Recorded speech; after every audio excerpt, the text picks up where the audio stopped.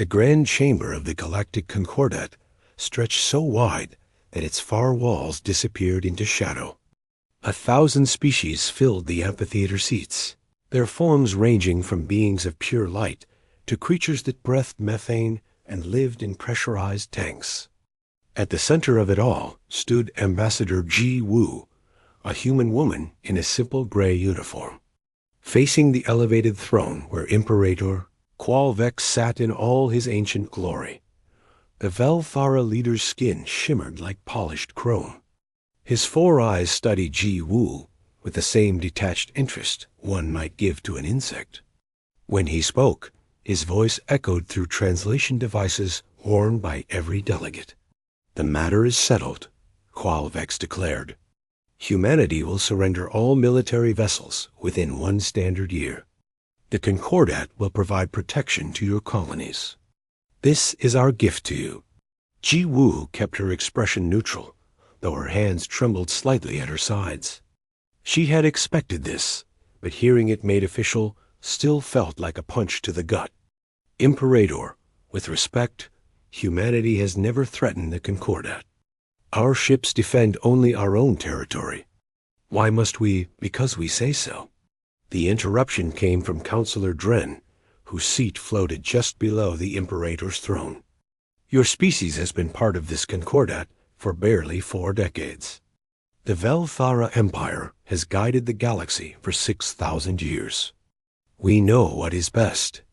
Your primitive warships are unnecessary, provocative. They will be dismantled." Around the chamber, other species murmured agreement. Some looked uncomfortable, but none spoke in humanity's defense. Ji Woo felt the weight of their silence like a stone in her chest. "And if we refuse?" she asked quietly. Qualvex's expression didn't change. "Then we will take corrective measures. For your own good, of course. We do not wish to harm our younger siblings, but neither will we tolerate defiance." The session ended. Ji Woo walked out of the chamber with her small delegation, their footsteps echoing in the corridor. Nobody spoke until they reached their shuttle.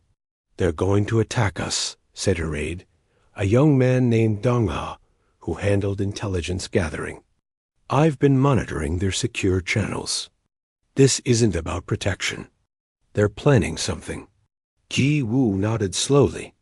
"Send an encrypted message to Earth. Tell Admiral Haijin that we need to talk. Immediately."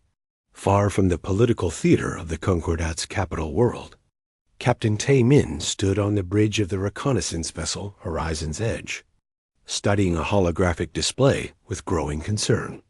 His ship had been conducting routine surveys along the outer rim of human space, mapping asteroid fields and checking on remote mining operations. But 3 days ago, they detected something unusual. "Play it again," Tae Min ordered. The sensor officer, Lieutenant Young Ho, brought up the recording. It showed a region of empty space about 20 light years from the nearest human colony. Except it wasn't empty. For just 3 seconds, their long-range scanners had picked up energy signatures consistent with weapons testing. "The frequency matches Velthara plasma cannons," Young Ho explained. "But the target signatures, they're configured to simulate human ship hulls. Our shield frequencies, our armor composition." Tae Min felt his stomach tighten. "They're practicing how to destroy our ships." "That's what it looks like, sir. How long has this been going on?" Young Ho pulled up additional data. "I went back through our sensor logs from the past 6 months. If I filter for these specific patterns, at least a dozen separate test events. Maybe more that we missed." Tae Min turned to his communications officer. "Get me a priority channel to Fleet Command. Admiral Haijin needs to see this." Back on Earth, in the underground command center beneath Seoul, Admiral Haijin studied the reports coming in from 2 different sources. Ji Woo's message from the Concordat, Tae Min's sensor data from the Rim. She was a tall woman with gray streaks in her black hair, and her eyes held the hard wisdom of someone who'd fought in the Awe. Colony wars before humanity ever met another intelligent species. They're not even hiding it well, she said to the officers, gathered around the conference table. Qualvex wants us to know we're being threatened. He thinks we'll roll over out of fear. Maybe we should consider compliance, suggested General Park, who commanded Earth's planetary defenses. We've only been in space for 100 years. The Velthara have had faster-than-light travel for millennia. Their fleet could sterilize our colonies in days. If we surrender our ships, they'll do it anyway, Hyjin replied. Just slower. More politely. They'll take our resources, our technology, our freedom. And we'll smile, can thank them, because we'll be too weak to resist. She stood and walked to the window, looking out at the city above. Millions of people going about their lives, unaware that their entire species stood at a crossroads. There's a third option, she said quietly. We comply publicly. Apologize for our aggression. Ask for more time to properly decommission our fleet. And while they're congratulating themselves on taming the primitive humans, we prepare. Prepare how? Ask Commander Sang-Woo, the youngest officer present. We can't outbuild them. We can't outgun them. Hyjin turned back to face them. No, but we can outthink them. The Velthara have fought the same way for thousands of years. Rigid formations. Predictable tactics. They've never faced an enemy that fights dirty, fights desperate, fights with nothing to lose. She smiled, but it didn't reach her eyes. They've never fought humans. Over the next few weeks, the plan took shape. Ambassador Jiwoo would request an extension, playing the role of the reasonable diplomat, trying to convince her stubborn military. Earth's government would publicly debate compliance, creating the appearance of internal division. And quietly, very quietly, Admiral Hyjin would begin moving assets. The Kepler Veil became the center of humanity's hidden gambit. The dense nebula scrambled sensors and made navigation dangerous, which was exactly why the Velthara never bothered patrolling it. Human ships began disappearing from their official posts, reported as decommissioned, but actually slipping into the nebula under stealth. Commander Sang-Woo took charge of the most audacious part of the plan. Deep within the Kepler Veil, in a region where the stellar fog was thickest, construction began on a shipyard. Not just any shipyard, but one designed to build vessels using every trick humanity had learned from studying. Concordat Technology. Chief Engineer Nari led the design teams. She was a genius who'd reverse-engineered Velthara engine technology within months of humanity's first contact with it. Now she turned that analytical mind toward weapons and defenses. They think in straight lines, she explained to her team. Their sensors expect certain patterns. Their weapons target based on specific signatures. What if we built ships that don't fit those patterns? The result was vessels that looked wrong to Velthara sensors. Ships that could mimic asteroids or debris fields. Weapons that didn't behave like any the Concordat had encountered. Humanity's entire bloody history of warfare. All those centuries of nations fighting nations with limited resources and desperate innovation became their blueprint. Captain Taemin's Horizon's Edge continued its patrol missions, but now with a secondary purpose. Every time they encountered Concordat vessels, they recorded everything. Scanner frequencies, communication protocols, flight patterns. All of it went into a growing database that human tacticians studied obsessively. 3 months before the deadline, the Velthara made their first move. The human colony on Arcturus 7, home to 15,000 civilians, went dark. When Taemin arrived to investigate, he found Velthara peacekeepers occupying the settlement. We're here to help with the transition, their commander explained smoothly. Surely you don't object to us protecting your citizens? Taemin clenched his jaw but said nothing. The message was clear. The Velthara were done waiting. He reported back to Admiral Hyjin. They're testing us, seeing if we'll fight over one colony. We won't, Haijin replied. Not yet, but soon. Ambassador Ji Wu delivered humanity's official response to the Concordat, requesting just 6 more months to complete the decommissioning process. Imperator Qualvex granted it with magnanimous condescension. Certain that he'd broken humanity's spirit, he had no idea that in the darkness of the Kepler Veil, thousands of human engineers worked around the clock. That Admiral Haijin slept only 4 hours a night, coordinating a military buildup unlike anything the galaxy had seen. That Captain Tae Min and dozens of other commanders were training their crews in tactics that would have seemed insane to the Concordat's rigid military doctrine. The countdown had begun, and humanity was done asking for permission to exist. The Kepler Veil looked like a bruise in space, purple and dark blue clouds of stellar gas stretching across dozens of light years. Inside the deepest part of the nebula, where visibility dropped to nearly zero and sensors became almost useless, Commander Sang-woo watched the skeletal frame of humanity's first dreadnought take shape. The shipyard itself was a marvel of desperate engineering. Dozens of construction platforms floated in a carefully choreographed dance, their positions updated constantly to account for the nebula's shifting currents. Workers in sealed suits moved like ants across the growing vessel, welding hull plates and installing systems that didn't appear in any official human military database. How long until she's operational? Sang-woo asked. The foreman, a grizzled veteran named Tae-sung, who'd built colony ships before the Concordat ever made contact. 2 months if everything goes perfectly, Tae-sung replied. 3 months realistically. 4 if the Velthara decide to poke around. We don't have 4 months. Then I'll tell the laws of physics to hurry up, sir. Sang-woo couldn't help but smile. Even facing the end of everything, humans kept their sense of humor. It was possibly their most dangerous weapon. He moved through the shipyard's command station, reviewing progress reports from other construction sites scattered throughout the Kepler Veil. Not just warships, but carriers, fast attack vessels, support craft. Every design incorporated lessons learned from studying the Concordat. Every vessel was built to fight in ways the galaxy had never seen.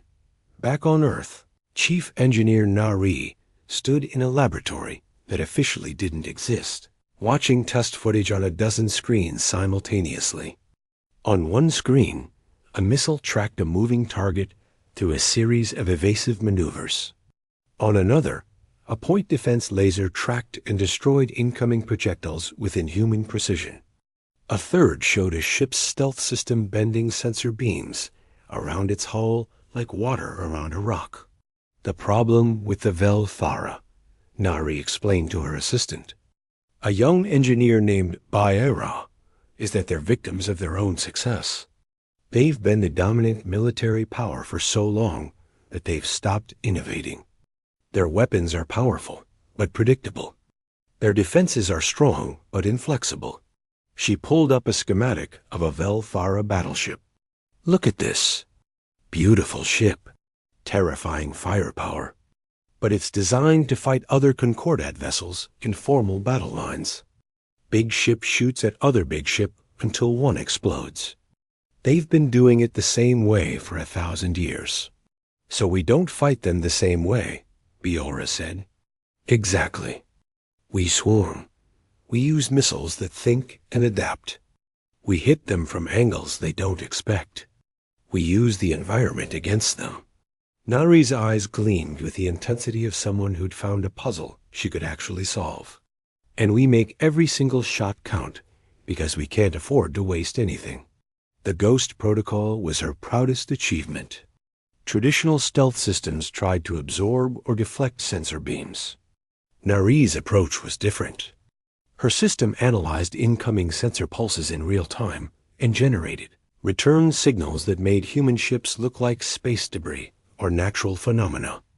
To Velthara scanners, a human destroyer might appear as a small asteroid or a patch of ionized gas. It won't hold up under sustained scrutiny, she admitted. But in the chaos of battle, it'll buy us precious seconds. And seconds win fights. While engineers built ships and designed weapons, Specialist Dong Ha fought a different kind of war. His battlefield was information, and his weapons were code in careful social engineering. He'd spent months building a network of contacts throughout the Concordat. Some were sympathetic to humanity. Others simply hated the Velthara. A few were just in it for money. Dong Ha didn't care about their motivations as long as they provided intelligence. Got something, said his partner, a data analyst named Hay-1. She pulled up an intercepted communication on her screen. Velthara Military Logistics. They're staging a fleet at the Threshold Station. 400 ships. Maybe more. Dong Ha read the details, his expression growing grim. That's not a defensive posture. That's an invasion force. When? Timeline suggests within 3 months. Right around when our extension expires. He forwarded the intelligence to Admiral Haijin's secure channel. They're planning to hit us the moment we're supposed to be defenseless. Hey, one leaned back in her chair. Then it's good we won't be defenseless. If everything works. If the ships are ready. If our tactics actually work against real Velthara forces instead of simulations. Dong Ha rubbed his eyes. That's a lot of ifs. You know what humans are good at? Hay-1 asked. Beating the odds. It's kind of our thing. Captain Taemin's Horizon's Edge conducted its patrols as usual, maintaining the fiction that humanity was preparing to comply with the Concordat's demands. But every mission now served a dual purpose. When they passed near Velthara territory, passive sensors recorded everything. Fleet movements, communication patterns, the locations of supply depots and repair stations. Taemin and his crew built a map of Velthara military infrastructure. That became more detailed with each passing. Weak, they're concentrating forces at Threshold. Station, his sensor officer Young Ho reported during one patrol. I count at least 300 capital ships. And the numbers are growing. They're not even trying to hide it, Taemin observed. Qualvex wants us to know what's coming. Lieutenant Yoon-ji, his tactical officer, studied the data. It's a psychological tactic. Make the threat so obvious and overwhelming that we collapse before the first shot is fired. Might work on some species, Taemin said. But they're forgetting something. Humans evolved as prey animals. We spent 1 million years surviving things bigger and stronger than us. Predators that could smell us from miles away, that could run faster, that had claws and fangs while we only had rocks and sticks. He smiled grimly. We got pretty good at killing things that thought they were invincible. Back at Fleet Command, Admiral Haijin coordinated everything from her underground bunker. Sleep was a luxury she couldn't afford. Every day brought new challenges, new problems that needed solutions. A shipyard in the Kepler Vale reported delays due to equipment failures. She authorized the transfer of spare parts from the official fleet, replacing them with falsified maintenance records. A training squadron needed more time to master the new combat doctrines. She found them the time by delaying other operations. A security breach threatened to expose the whole operation. Dong Ha's team traced and eliminated the threat within hours. It was like juggling chainsaws while walking a tightrope. One mistake, one slip, and everything would come crashing down. You should rest, suggested her aide, Colonel Minseo, who'd been with her since the colony wars. I'll rest when this is over, Haijin replied, studying the deployment schedules on her screens. How many ships do we have operational in the Vale? As of this morning, 2,312. Another 800 in various stages of completion. 3,000 ships, Haijin murmured. against the entire Velthara Empire. Ancestors help us. The Velthara think we're decommissioning our fleet. They think we have maybe 200 operational vessels left, scattered across our colonies.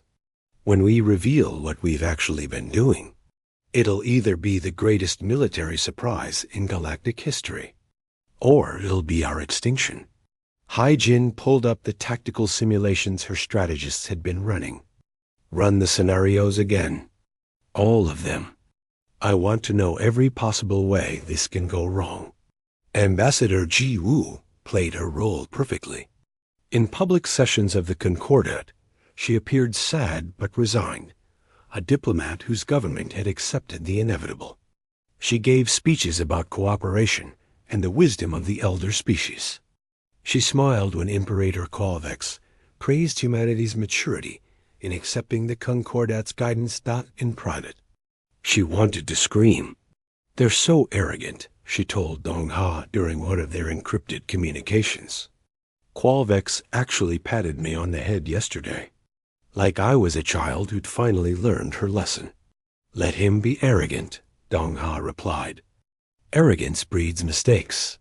I hope you're right, because if this goes wrong, I'll be the face of humanity's betrayal. The ambassador who lied to the entire galaxy. No, you'll be the ambassador who bought humanity the time it needed to survive. History will remember the difference." With 6 weeks left before the deadline, the first completed warship emerged from the Kepler Vale's construction yards. Commander Sang-Woo watched as the massive vessel, christened the Indomitable, fired up its engines for the first time. The ship was a monster, bristling with weapons that combined human innovation with reverse-engineered Concordat technology. Captain Tae Min transferred his command to the Indomitable, leaving Horizon's Edge to continue its patrol duties under a new captain. Standing on the bridge of the dreadnought felt different from his old reconnaissance vessel. This wasn't a ship built for exploration and scientific survey. This was a ship built for one purpose: war. "All systems showing green," reported the engineering officer. "Ghost protocol is active and functioning. We're reading as a large debris field on our own sensors. Weapons status: all batteries loaded and ready. Missile tubes armed. Point defense systems online." Tae Min took a deep breath. "Then I guess we're ready to shake some stars." Around him, ships continued to gather in the nebula. Destroyers and cruisers joined the Indomitable. Carrier groups launched their first wings of fighters. Fast attack ships that could accelerate like missiles practiced hit-and-run tactics against simulated targets. 3,000 ships hiding in the darkness. 3,000 ships that officially didn't exist. 3,000 ships waiting for the order to reveal themselves to a galaxy that thought humanity was beaten. Admiral Hai-Jin watched the readiness reports roll in and allowed herself one moment of pride. Her people had done the impossible. They'd built a fleet in secret. They'd innovated their way past technological disadvantages. They'd prepared for a war that everyone said they couldn't win. Whether they would actually win remained to be seen.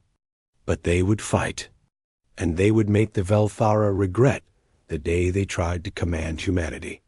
The countdown clock in. Admiral Hai-Jin's command center showed 72 hours. 3 days until the deadline. 3 days until humanity was supposed to complete its surrender. Instead, she was watching real-time feeds from dozens of sources, all painting the same grim picture. The Velthara Armada had positioned itself at the border of human space. 437 warships, according to the latest count. They hung there like a sword over humanity's neck, waiting for the order to fall. "They're not subtle," Colonel Min ACO observed, standing beside her. "Counselor Dren wants us to see them. Wants us to understand what's coming if we don't comply." Hai-Jin studied the formation. It was classic Velthara doctrine.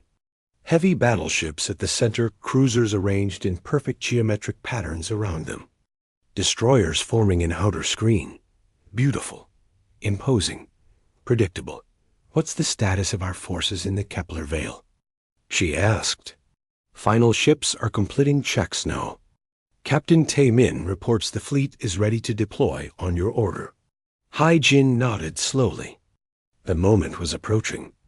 Soon there would be no more hiding, no more pretending. Soon the galaxy would see what humanity had been building in the darkness. Her communication console chimed. Ambassador Ji Woo's face appeared on the screen as she looked exhausted. Behind her, the ornate walls of the Concordat embassy were visible. Admiral, Ji Woo said quietly, Imperator Qualvex wants an answer. He's giving us one final chance to comply peacefully. He wants humanity's unconditional surrender broadcast across all channels within 12 hours. And if we refuse? Counselor Dren is authorized to begin what they're calling enforcement actions. They'll start with the outer colonies, disable our infrastructure, occupy our settlements. They say it'll be bloodless if we cooperate. Ji Woo's expression hardened. But we both know what occupation looks like. Hai-jin closed her eyes for a moment. This was it. The point of no return.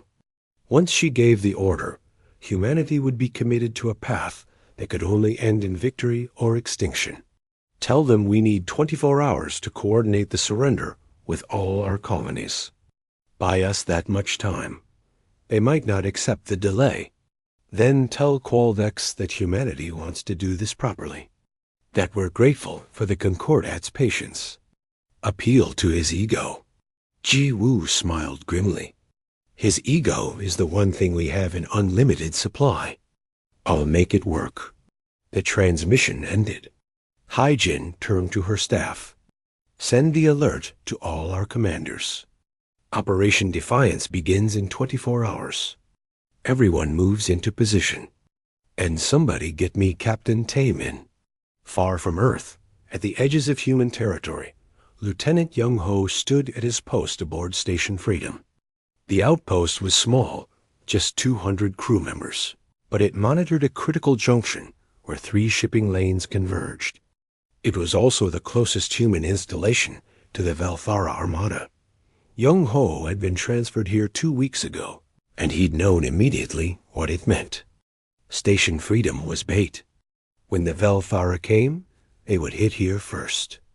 And his job was to make sure humanity's response looked convincing. Sir, his communications officer called out. We're getting massive energy spikes from the Valthara fleet. They're powering up weapons. Young-ho checked his screens. The Armada was moving. Not all of it, just a strike force. 20 ships breaking formation and heading straight for Station Freedom. Sound general quarters, he ordered calmly. Activate all defensive systems. Send a priority transmission to Fleet Command. And someone get me a channel to the approaching vessels. His crew moved with practiced efficiency. Alarms blared. Crew members rushed to battle stations. Defensive shields came online, though everyone knew they wouldn't last long against 20 Valthara warships. The communication channel opened. Counselor Dren's face appeared, his chrome-like features arranged in what might have been contempt. Station Freedom. You are in violation of Concordat peace enforcement protocols, Dren stated in a bored tone. Power down your weapons and shields. Surrender your facility. You have 5 minutes to comply. Young-ho straightened his uniform. Counselor, our deadline hasn't expired. We still have 24 hours to coordinate our surrender. This attack violates the agreed timeline. The timeline is irrelevant. Your species has demonstrated insufficient commitment to compliance. We will now take corrective action. Dren leaned forward slightly. I strongly suggest you surrender. The Concordat has no wish to harm you.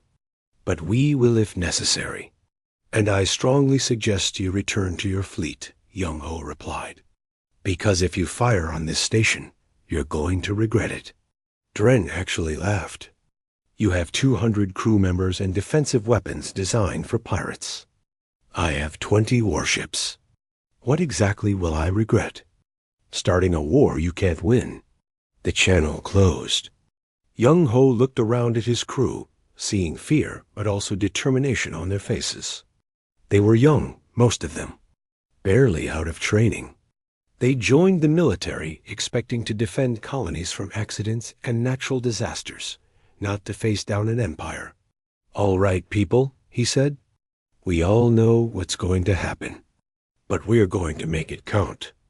Every second we hold is another second for humanity to prepare. So let's give them hell." The Velthara ships opened fire 3 minutes later. Station Freedom's shields flared bright as plasma bolts hammered into them. The station shook. Alarms shrieked. Young Ho held onto his console as the deck tilted under him. "Return fire," he ordered. "All weapons." Station Freedom was never meant to fight capital ships, but its crew tried anyway. Missiles launched, most of them getting shot down by Velthara point defenses. The few that got through barely scratched the enemy's shields. It was like throwing pebbles at a mountain. But Young Ho's people kept fighting, kept firing, kept broadcasting their defiance across every channel. The shields failed after 8 minutes. Velthara plasma bolts tore into the station's hull. Sections began venting atmosphere. The crew fought fires and sealed bulkheads, buying precious seconds. Young Ho activated the station-wide channel. "All hands, this is the lieutenant. It's been an honor serving with you. Tell them we stood. Tell them we fought. Tell them we're just the beginning." The final barrage struck the station's reactor. For a brief moment, Station Freedom burned brighter than the nearby sun. Then there was only debris and silence. The transmission reached Earth minutes later. Admiral Hai-Jin watched the footage of Station Freedom's last stand, her jaw clenched so tight it ached. Around her, the command center had gone silent. 200 crew members. 200 lives spent to buy humanity a few hours. "They'll pay for this," Colonel Minzio said quietly. "Yes," Hai-Jin agreed. "They will." She activated the fleet-wide channel. Every human ship, every commander, every crew member would hear what she was about to say. "This is Admiral Hai-Jin to all forces. Station Freedom has fallen. Lieutenant Young Ho and his entire crew gave their lives defending it. The Velthara have shown us their idea of peace. Now we'll show them ours." She paused, letting her words sink in. Operation Defiance is now active. All ships move to attack positions. Captain Tae Min, take the Indomitable and the Vanguard out of the nebula. It's time the galaxy saw what humanity has been building. In the Kepler Vale, Captain Tae Min received the order with something almost like relief. The waiting was over. Now came the part humans were frighteningly good at, fighting. "All ships, this is the Indomitable," he broadcast to the fleet gathering around his dreadnought. "Execute Ghost Protocol and follow us out. Stay in formation. When we decloak, make it spectacular." 3,000 ships began moving through the nebula, their stealth systems making them nearly invisible. They moved like ghosts through the purple-blue clouds. Heading toward the border, where the Velthara Armada waited, Ambassador Ji Woo stood before the Concordat assembly. Every camera in the galaxy focused on her. Imperator Qualvex sat on his throne, looking pleased with himself. Counselor Dren floated nearby, fresh from his victory over Station Freedom. "The human ambassador wishes to make a statement," Qualvex announced. "We hope it is an acceptance of our generous terms." Ji Woo looked directly at the cameras. When she spoke, her voice was clear and unwavering. "For 47 years, humanity has sought friendship among the stars. We offered cooperation. We asked only for the dignity of equals. You answered with demands, with threats, with chains." She paused. "Today, you murdered 200 human crew members whose only crime was defending their home. You call it enforcement. We call it murder. Qualvex's expression darkened. Ambassador, I suggest you choose your next words carefully. I choose them very carefully, Imperator. Here are my words. Humanity does not kneel. Not to you. Not to anyone. Not ever. The chamber erupted in chaos. Species shouted. Some in outrage, others in shock. Qualvex rose from his throne, his 4 eyes blazing. Then you have chosen extinction, he declared. Counselor Dren, you are authorized to pacify human space by any means necessary. With pleasure, Imperator, Dren replied. Ji Wu turned and walked out of the chamber. Behind her, the galaxy's oldest and most powerful empire mobilized for war. And ahead of her, somewhere in the darkness of space, humanity's secret fleet was about to announce itself to the universe. The countdown was over. The war had begun. And in the Kepler Veil, 3,000 ships dropped their stealth systems simultaneously. On every sensor screen in the Velthara Armada, human vessels appeared like stars being born. Destroyers, cruisers, carriers, and at the front, the massive form of the Indomitable, bristling with weapons the Concordat had never seen before. Counselor Dren stared at his tactical display in disbelief. Where there should have been scattered remnants of a defeated species, there was a fleet. A real fleet. Thousands of ships. Impossible, he whispered. Captain Tay Min opened a channel to the Velthara Armada. His voice was calm, almost conversational. Counselor Dren, this is Captain Tay Min of the human warship Indomitable. You wanted to see our military? Here we are. You wanted to teach us our place? Come and try. We'll be waiting. The Indomitable's weapons came online, and 3,000 ships moved forward as one. Counselor, Dren's tactical officer, was the first to break the stunned silence. Sir, we're reading 3,217 distinct contacts. All human. All combat vessels. Dren couldn't tear his eyes from the display. Ships were still appearing as they dropped stealth systems. The humans had hidden an entire fleet in the Kepler Veil, right under the Concordat's sensors. For months, maybe years. Impossible, he said again. Our intelligence said they had barely 200 operational ships. Our intelligence was wrong, sir. Dren's mind raced.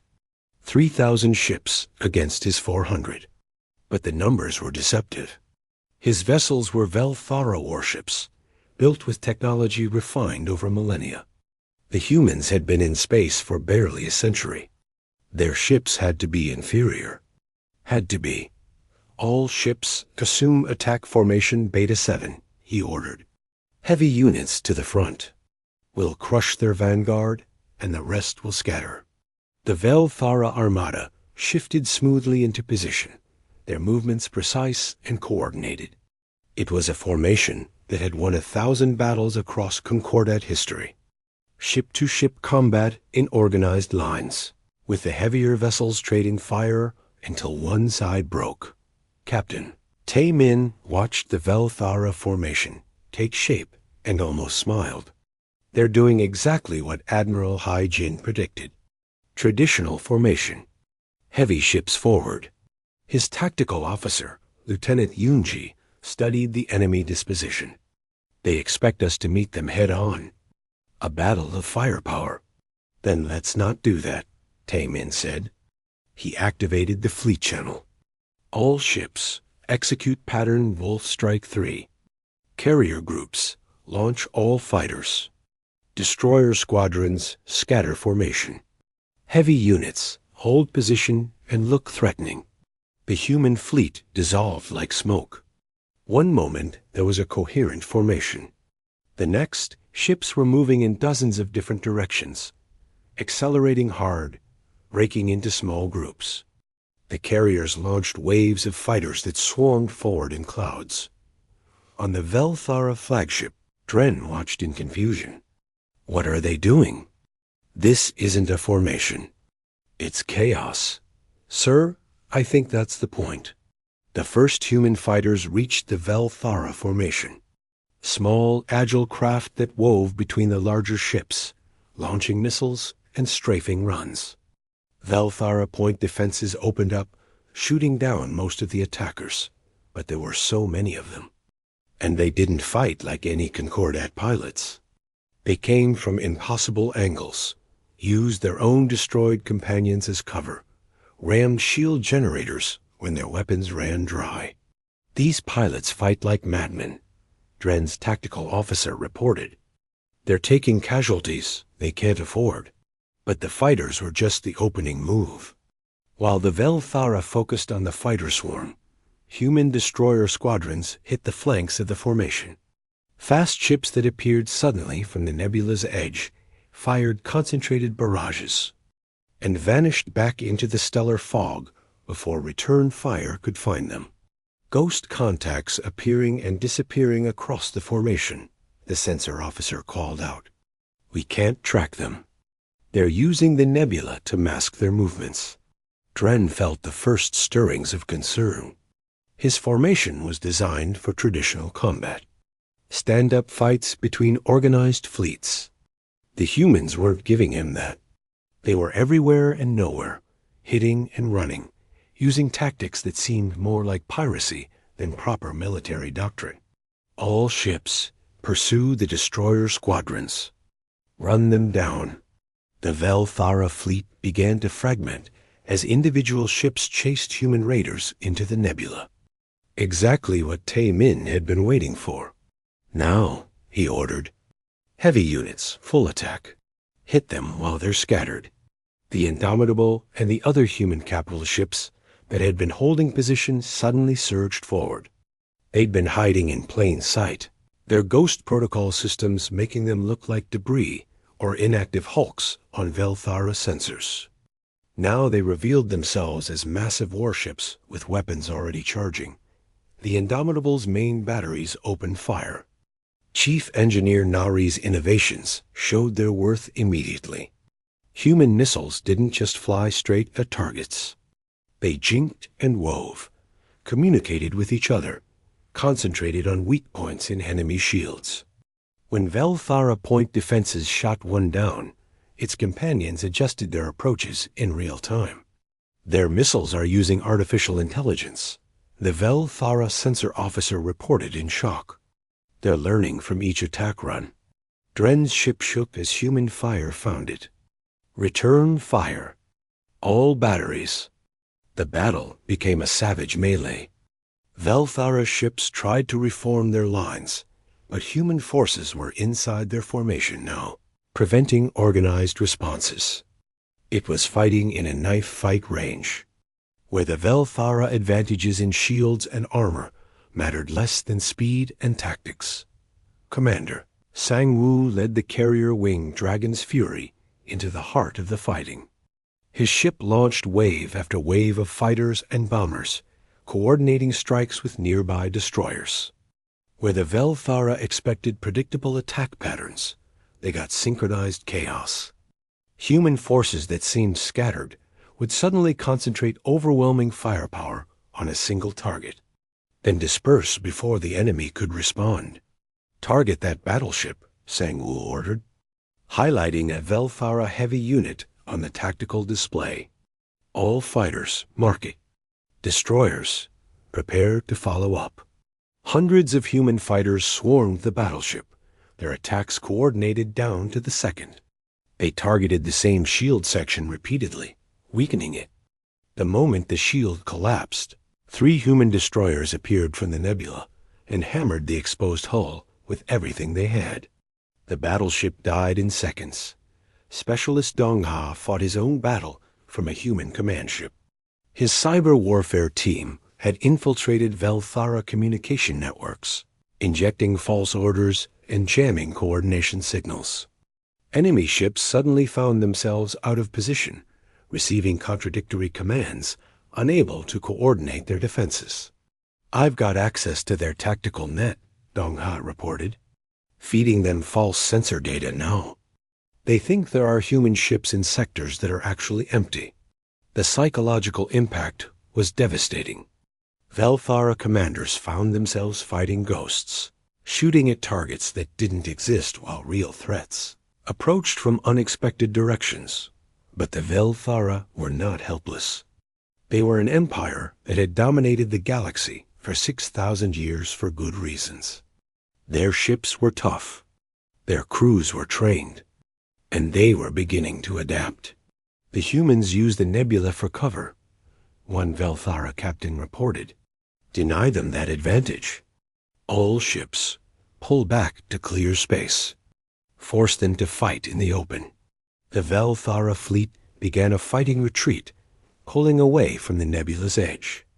Some human ships pursued too aggressively and paid for it. In open space, without the stellar fog to hide in, Velthara sensors could track them properly. Several human destroyers were destroyed in quick succession. Captain Tai Min saw the danger. They're trying to draw us out. All ships maintain position near the nebula. Don't overextend. But Counselor Dren had committed his forces now, and he'd brought reinforcements. Ships from the main armada began arriving, fresh and undamaged. The tactical situation was shifting. On the Indomitable, Tai Min studied the updated battle display. We've bloodied them, but they still outnumber us. And they're learning. Time for the trap. He opened a channel to Admiral Haijin. Admiral, we need the reserve forces. Now. Back at Fleet Command on Earth, Haijin had been watching the battle through multiple data feeds. She'd seen human ships fighting with desperate courage, seen tactics working better than she'd dared hope, seen the Velthara adapting faster than she'd feared. Send the signal, she ordered. Release the reserves. From positions throughout the star system, hidden human forces revealed themselves. Ships that had been playing dead, stations that had seemed abandoned, minefields that had been dormant. All of it activated simultaneously. The Velthara forces that Dren had committed found themselves suddenly surrounded. The human ships they'd been fighting weren't fleeing. They'd been herding the enemy into a killing zone. Trap. Dren's tactical officer shouted. We're surrounded. Minefields detonated in carefully timed sequences, channeling Velthara ships into narrow corridors where human heavy weapons waited. Stations that had seemed like easy targets revealed hidden weapons batteries. And from the deeper parts of the nebula, a second wave of human fleet emerged.